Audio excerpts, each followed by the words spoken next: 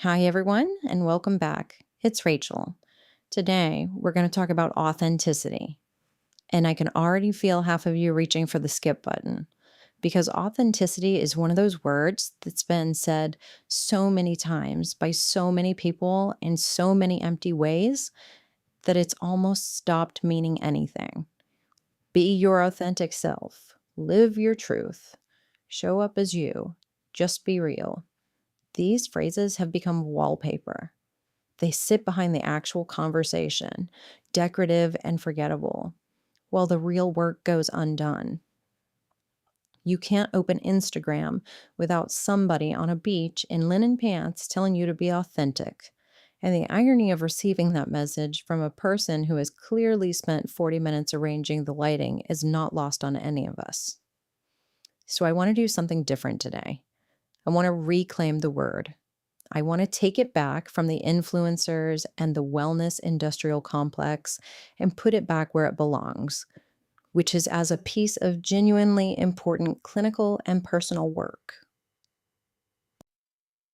Because underneath all the noise, underneath the performative reels and the corporate posters and the inspirational graphics, there is a real substantive concept here, and it matters. It matters for your mental health. It matters for your relationships. It matters for whether you wake up at 60 and recognize the person you became. And, and this is the part nobody talks about, when you actually start living it, it is genuinely beautiful. Not in an Instagram quote kind of way, in a real, daily, I can feel my own life now kind of way. We're going to do a few things today. First, we're going to clean up the word and figure out what it actually means versus what it's been turned into. Then we're going to go underneath to the harder question of who you even are when the performances stop. Then we'll talk about how to actually do the work, including the parts nobody warned you about. And then, near the end, I want to spend some time on what it actually feels like when authenticity becomes available to you. Because that part, the joyful part, gets criminally under-discussed. So, pull up a chair. This one's worth our time. 1. What the word actually means. Let's start by cleaning up what we're talking about, because authenticity gets thrown around as a synonym for a lot of things it isn't. Authenticity is not fundamentally about how you present yourself. It's not about wearing what you want, though that can be a piece of it. It's not about cursing freely. It's not about posting unfiltered photos. It's not about being unapologetically loud. It's not about confidence. These are all possible expressions of authenticity for some people, but they're not the thing itself. The thing itself is much simpler and also much harder. Authenticity is the state of your internal life matching your external life. It is the alignment between what you actually think, feel, value, and want, and what you say, do, and present to the world. That's it. That's the whole concept. When those two layers line up, you are living authentically. When they don't, you are living some version of a performance. Now, notice what this definition does not require. It does not require you to overshare. It does not require you to tell everyone your business. It does not require you to be brave, loud, or unconventional. It does not require any particular external behavior. Authenticity is fundamentally about alignment, not expression. Two quiet, introverted people who say very little in social settings can both be entirely authentic. One, because they genuinely are reserved and their behavior reflects that. The other, because they're performing a reserve they don't actually feel. Same behavior, wildly different authenticity levels. The difference is invisible from the outside, and that's the whole point. Authenticity is also not a fixed state. You are not either authentic or not. You are authentic in some areas of your life and performing in others. You are authentic with some people and masked with others. Most of us live in a mix. The work is to expand the authentic territory and shrink the performance. There's real research on this, by the way, and the research is striking. People who score high on measures of authenticity report significantly lower rates of depression and anxiety, higher self esteem, and more satisfying relationships and better physical health. Suppressing your actual self all day is exhausting, and it activates the stress response. It correlates with somatic symptoms like headaches, muscle tension, and poor sleep. Your body knows when you're faking it, even when your mind has gotten used to it. So the stakes are real. This isn't a wellness platitude. The gap between your internal experience and your external presentation is literally costing you health. That's the version of authenticity worth talking about, not the linen pants version. The version where your body has been quietly paying a bill for years that you didn't know it was running up. 2. What it's been turned into. Now that we have the real definition on the table, let me name what's happened to the word, because the misuse is part of why it stopped meaning anything. Misuse 1. Authenticity has been turned into a style. Somewhere along the way, certain aesthetic choices got branded as authentic. Being a little messy, being unfiltered, being raw, being countercultural.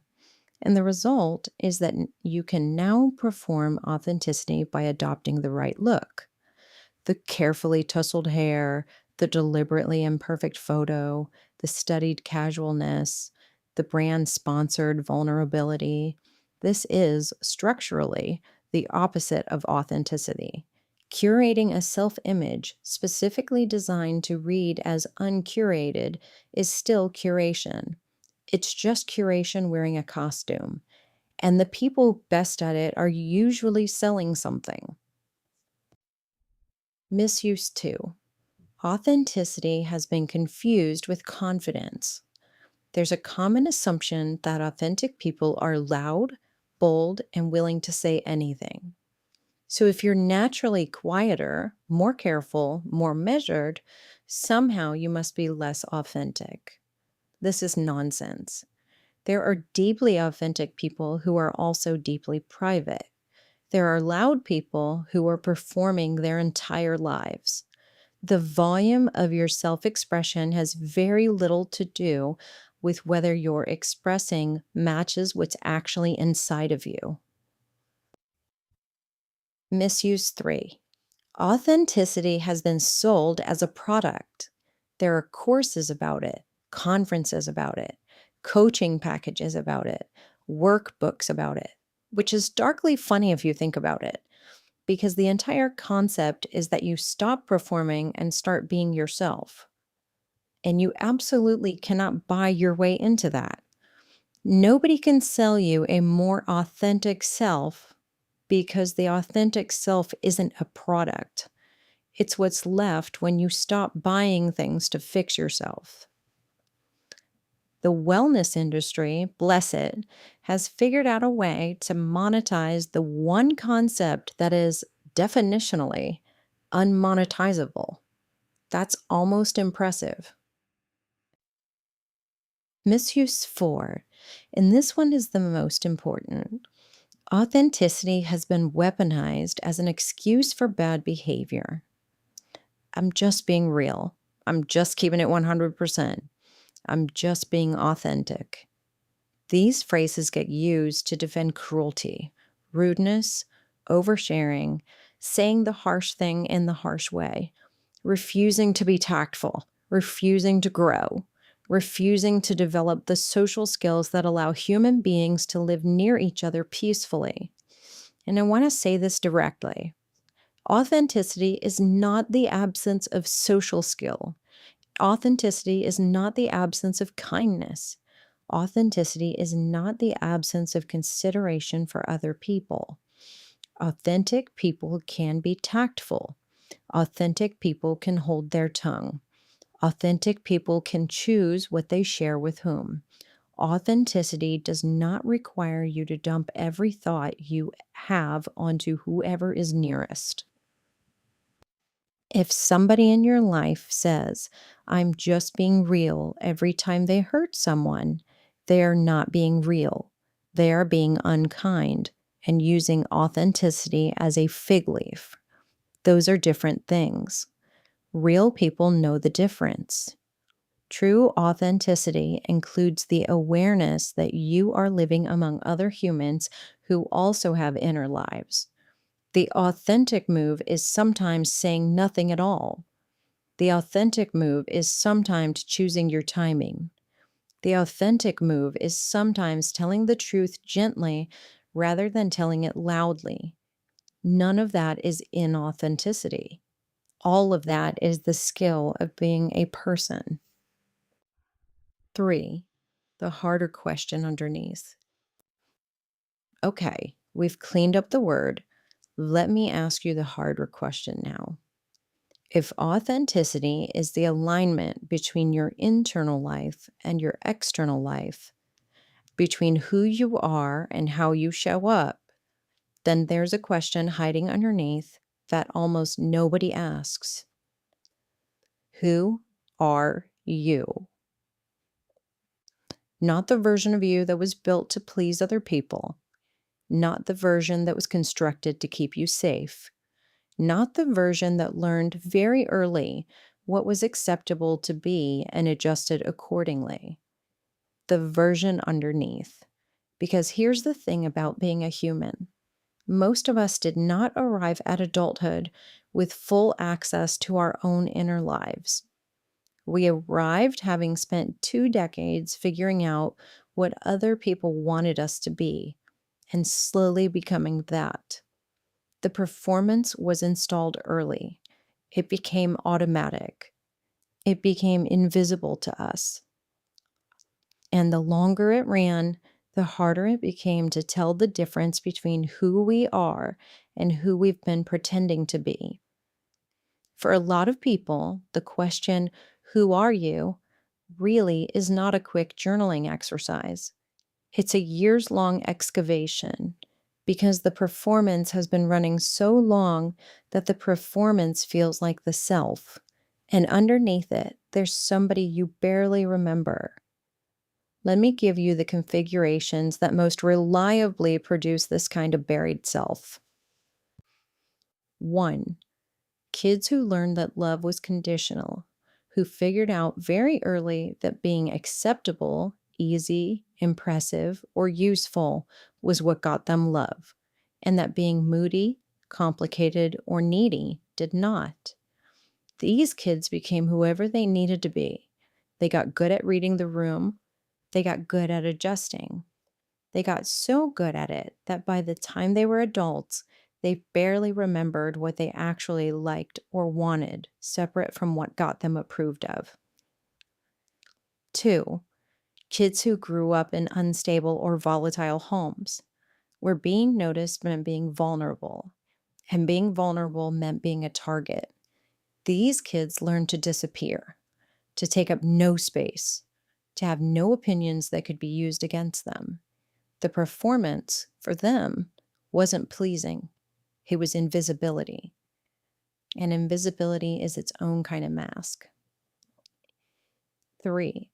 Kids who were heavily groomed for a specific identity. The athlete, the smart one, the good girl, the responsible son. These kids got a role instead of a self. They got love when they performed the role and got pulled back into line when they deviated from it. By the time they grew up, they were the role, and the role had eaten the person. 4. Kids who grew up in environments where their authentic self was actively unsafe to express. queer kids in homophobic homes, neurodivergent kids in environments that demanded normalcy, kids in religious or cultural contexts where being themselves would have meant exile. These kids learned, with very good reason, that hiding was survival, and the hiding became the default. If you recognize yourself in any of these, and I suspect a lot of you do, please hear me say something. The mask you're wearing right now is not a moral failing.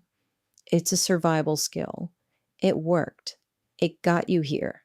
The reason you're an adult who doesn't always know what he or she actually feels or wants is because for a long time, knowing what you actually felt or wanted was not safe. That's the underneath. That's the question that influencer version of authenticity doesn't touch.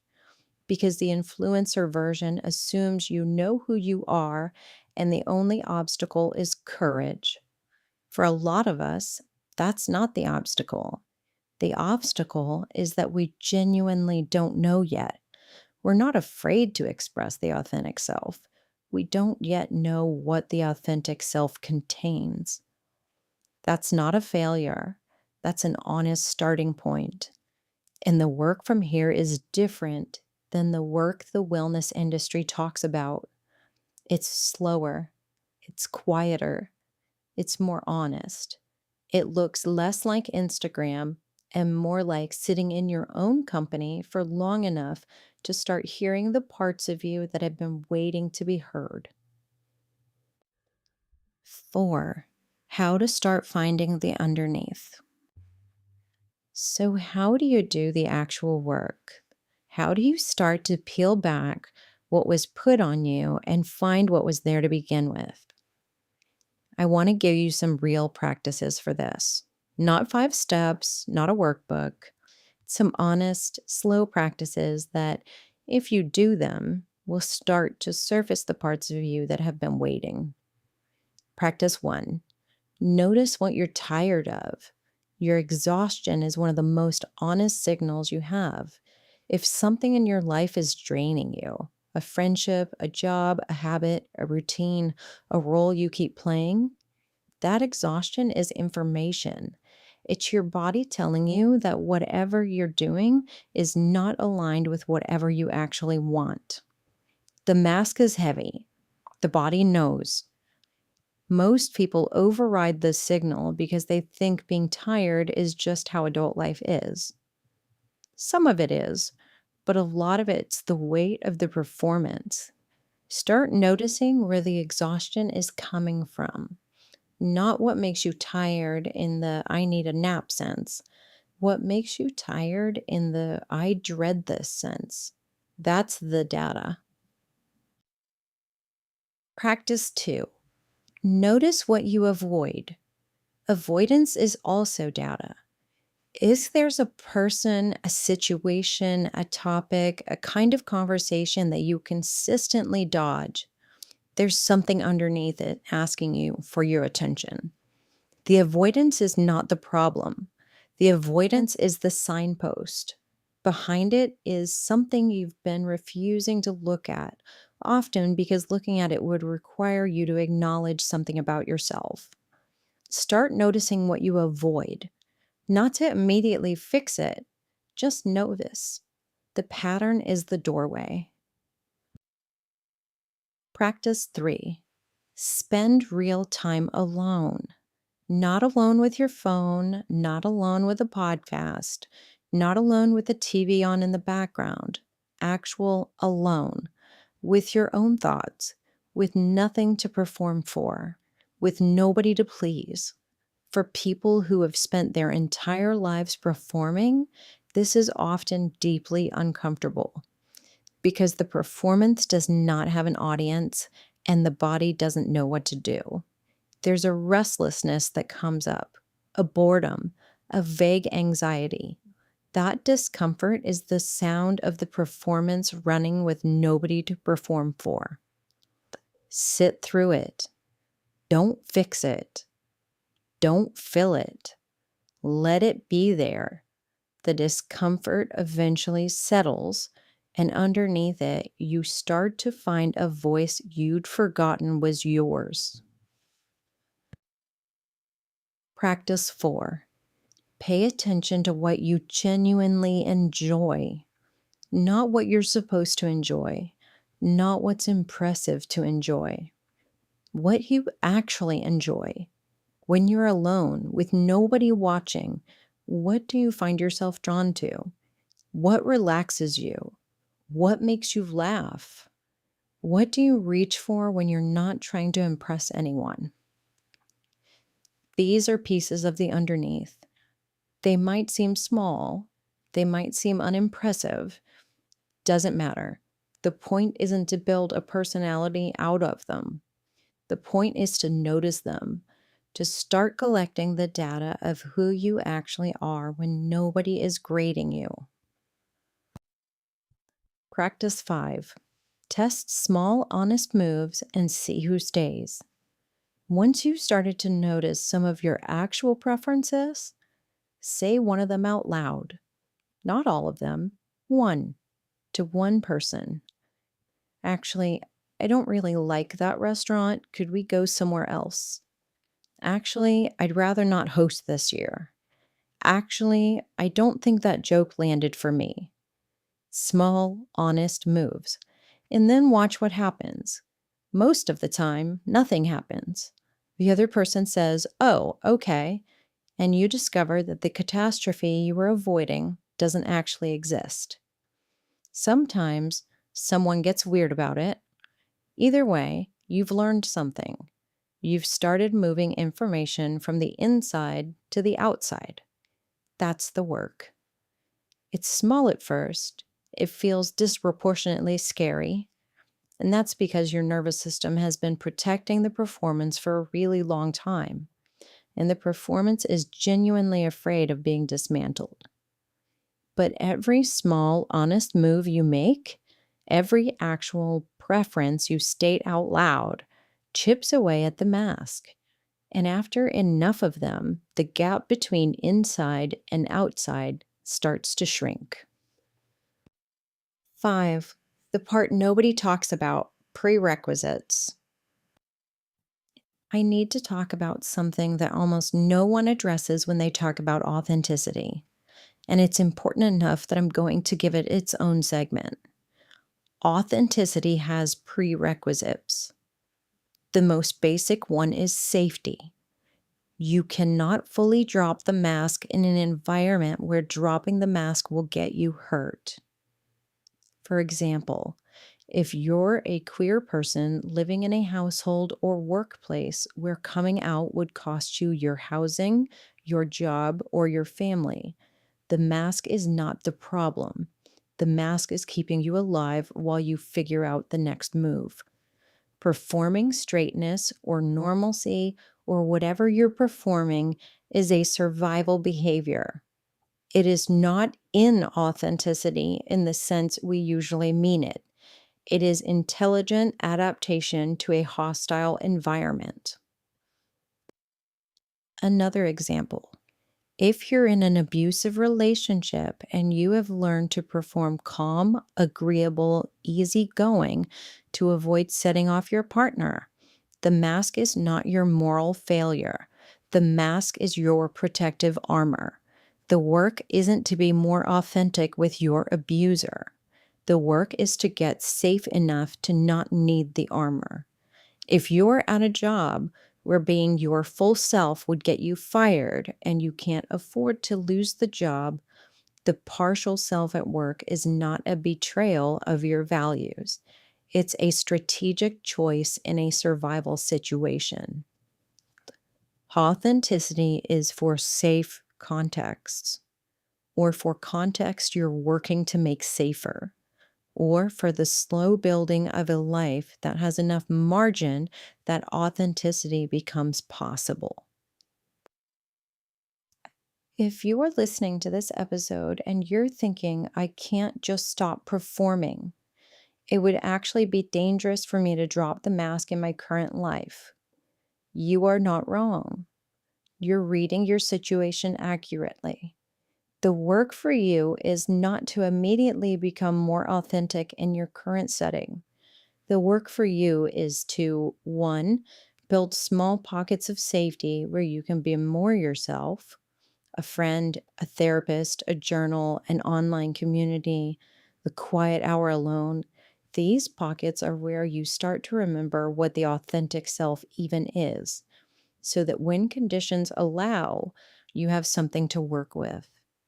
Two, work towards changing the conditions, save the money, build the exit plan, find the safer community, make the moves, however slow, that build you toward a life where the mask isn't necessary.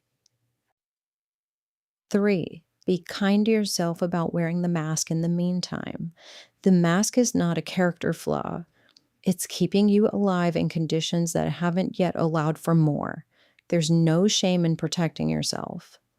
I want to say this clearly because the wellness version of authenticity makes it sound like a free choice anyone can make at any time. It isn't. It is a privilege some people have more access to than others.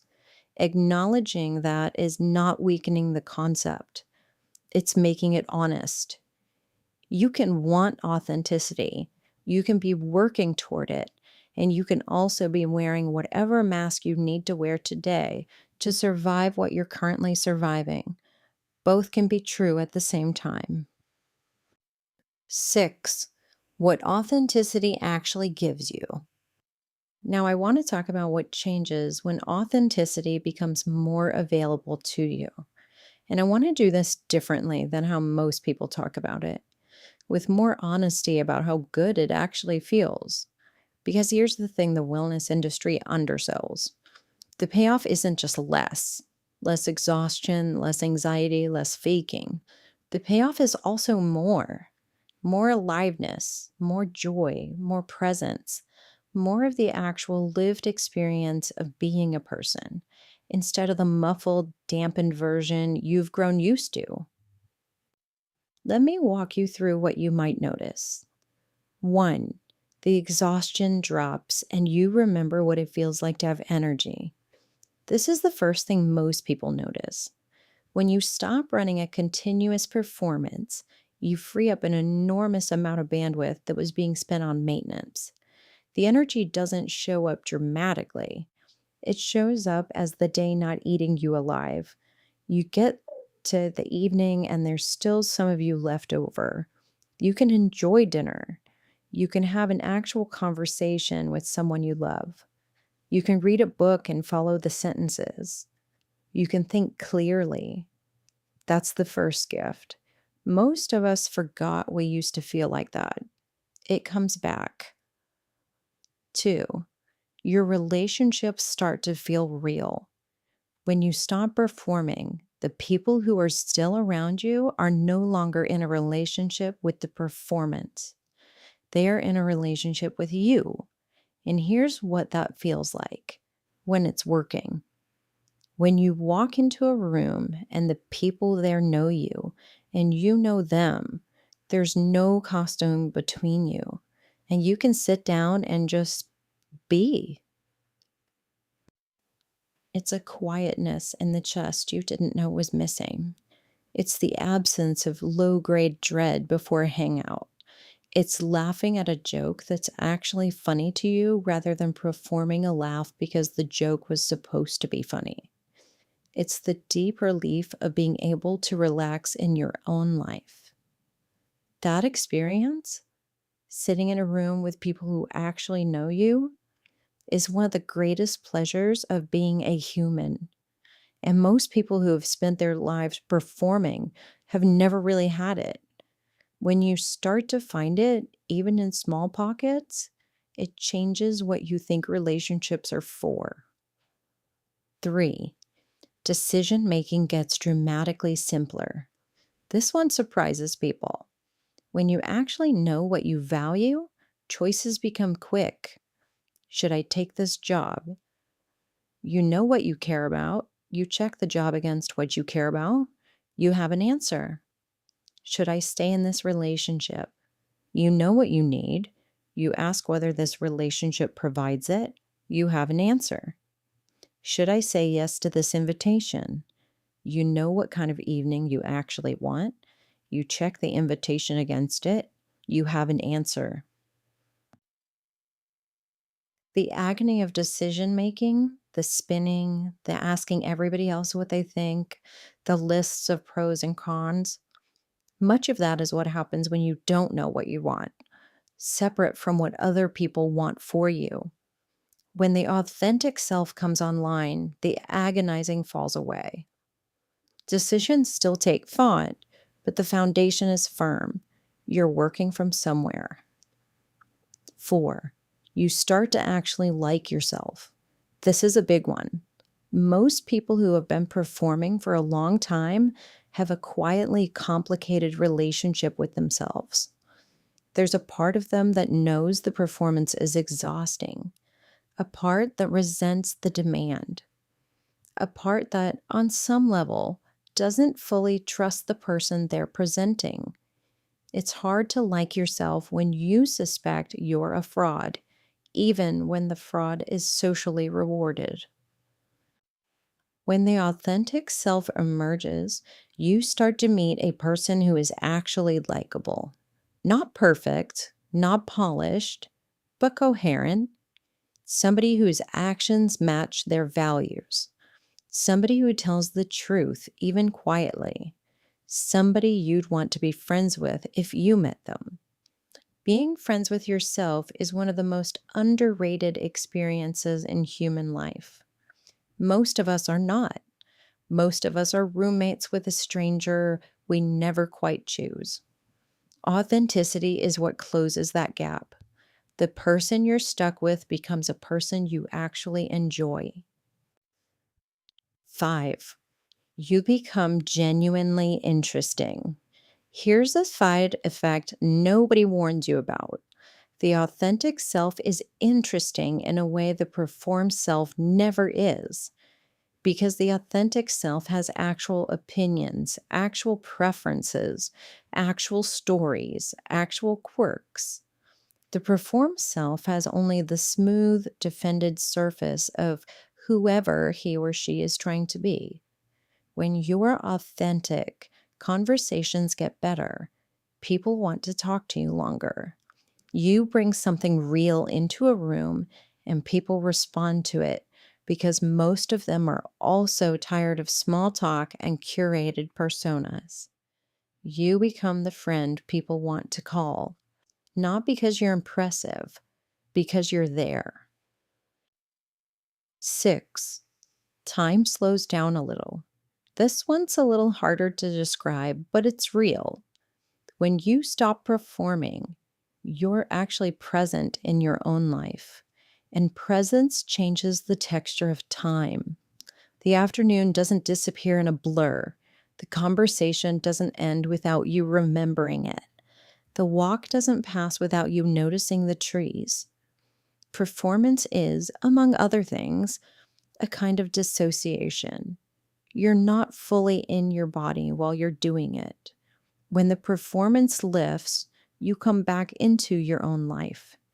And your own life turns out to have been mostly slipping past you while you were elsewhere managing the costume.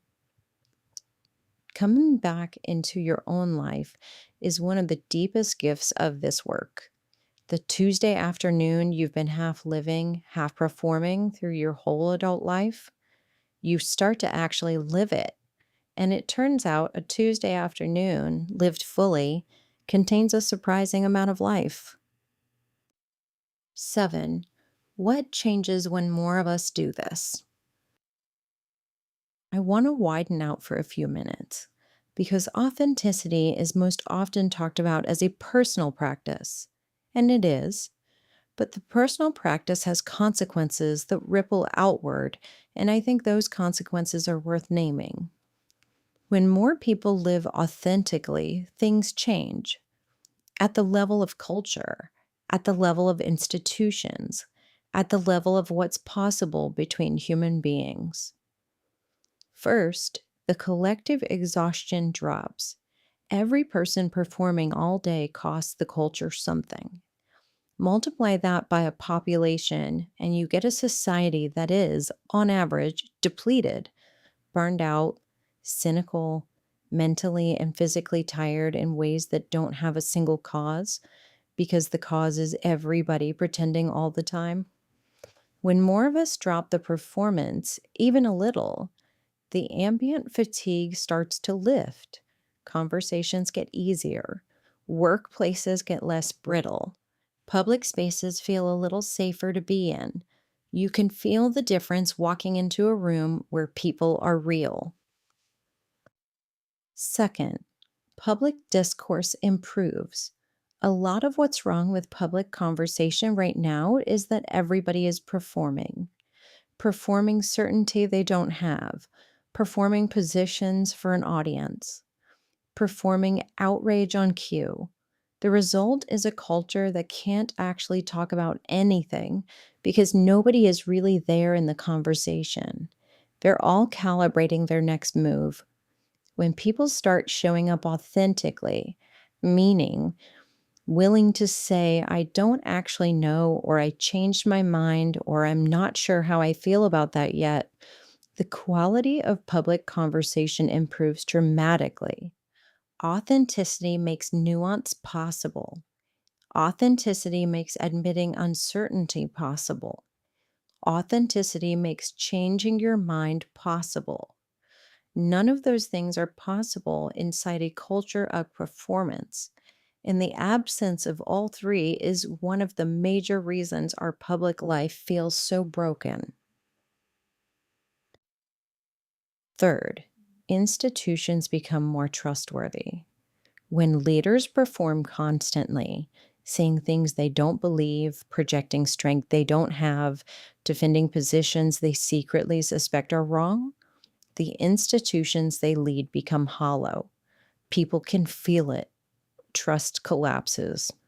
The cynicism that defines our current moment is downstream of a generation of leaders who performed instead of telling the truth.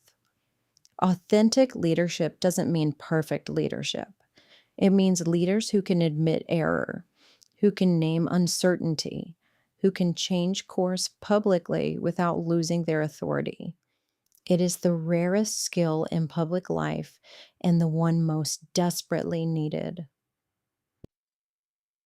Fourth, we get better at being together.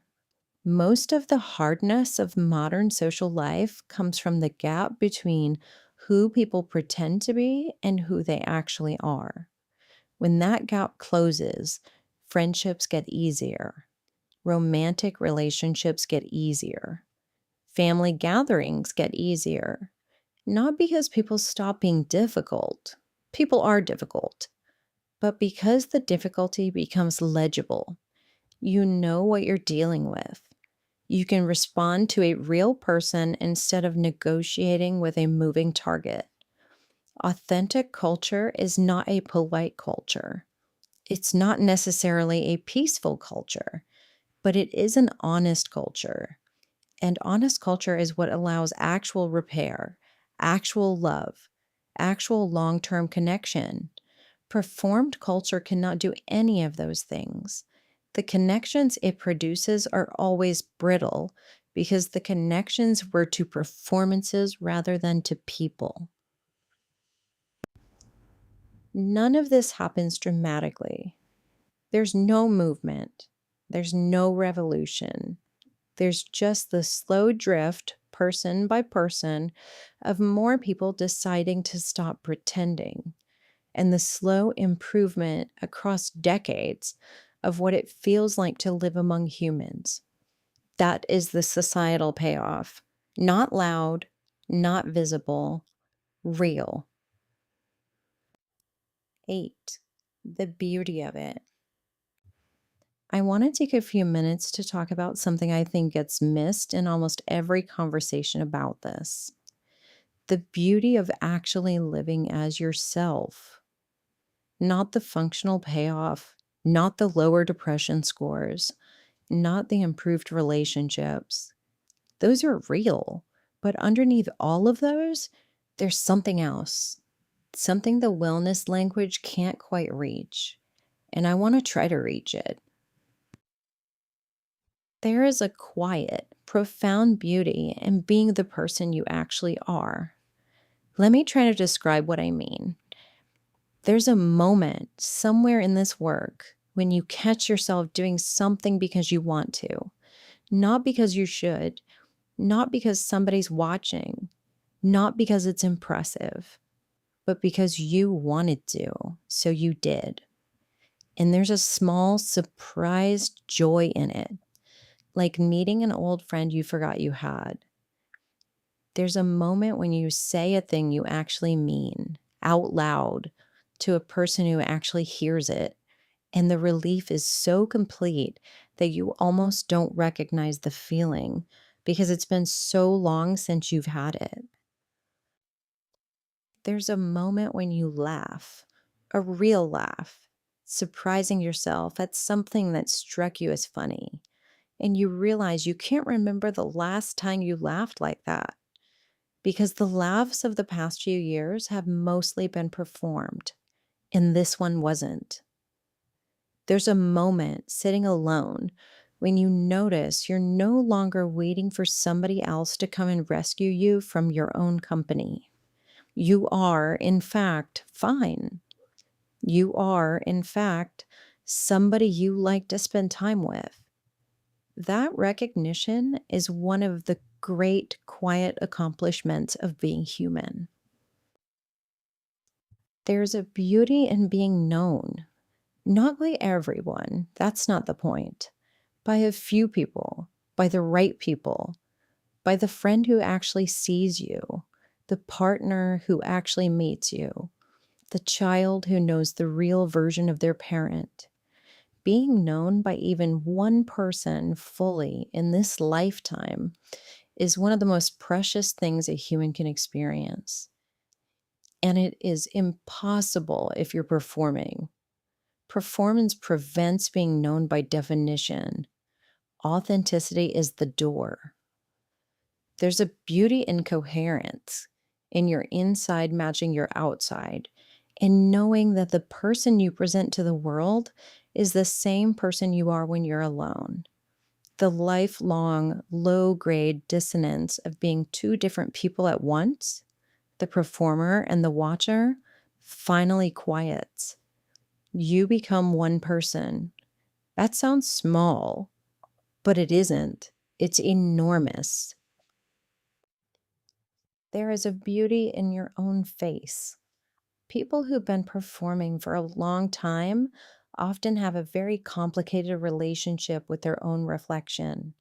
There's something off about it, a hardness, a guardedness, a distance, and they don't quite know why. As authenticity returns, the face changes, not because you look different, because the face you're looking at is finally yours. You start to recognize yourself. That recognition is its own small daily joy. There's a beauty in the small choices.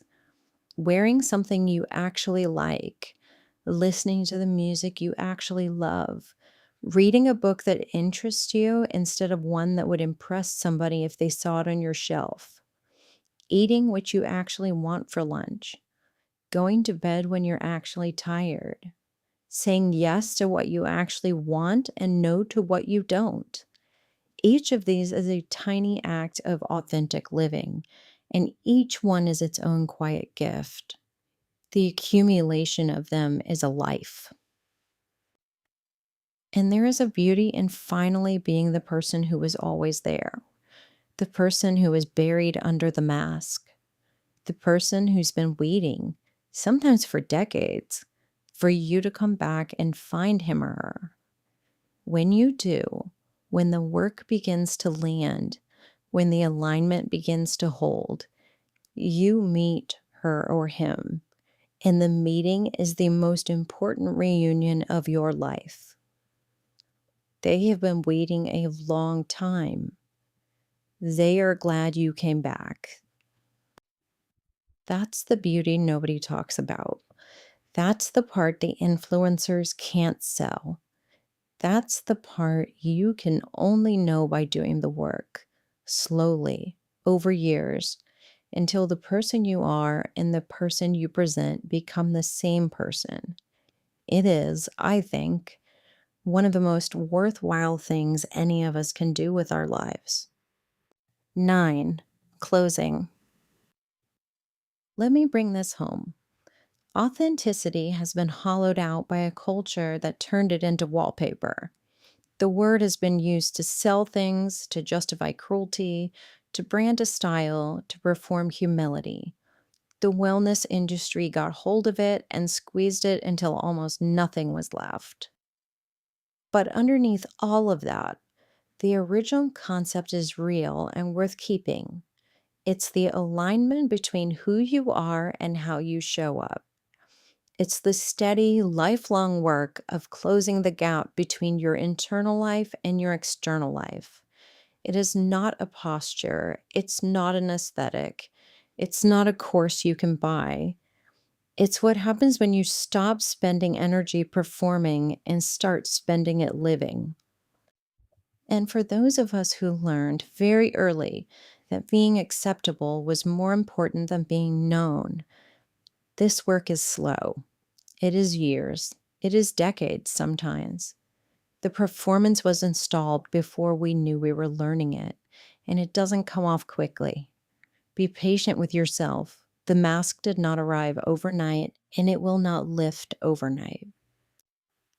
But it will lift in small increments, in quiet moments, in the slow accumulating practice of noticing what you actually feel and want, and gently letting that show up in your life.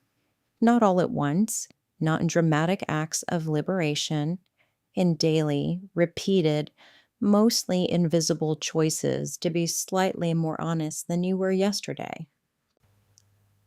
And one day, sooner than you think, you'll catch yourself in a moment of recognition, doing something you actually want to do, saying something you actually meant, wearing something that's actually you, laughing a laugh that's actually yours, and it will feel briefly like meeting an old friend you forgot you had. That's the work. That's the prize. The slow return of the person you were always going to be if the world had let you. Y'all, thank you for sitting with me on this one. If anything in here hits something in you, be patient with yourself today. The work is real. The work is slow. The work is worth it. And the person waiting at the other end of it is somebody you're going to be very glad to know.